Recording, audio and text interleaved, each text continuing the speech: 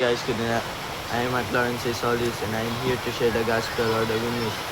Kunin natin Bible natin at i-turn ang book into Jeremiah 29:11. Sabi doon, may plano na si Lord sa atin, naka-ready na lahat. Isik lang natin siya with all of our heart at tanggapin natin siya sa puso natin. Mag-repent tayo sa lahat ng mga sala natin.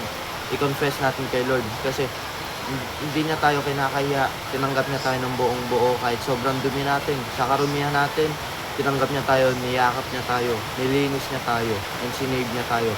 And sinacrifice niya yung sarili niya para sa atin. Kinuha niya lahat ng sin natin at itinake up yun lahat sa cross para lang masalba tayo, para lang maging righteousness tayo sa paningin. Di ba? Sa paningin sa taas. At after 3 days, He rose and He defeated the sin, death, and Satan. Okay? So, kunin natin, isik natin siya at gawin natin ang mga pinapagawa ni Lord at i-share natin ang salita ng Diyos at tanggapin natin siya ng punong-puno at lubos-lubusan.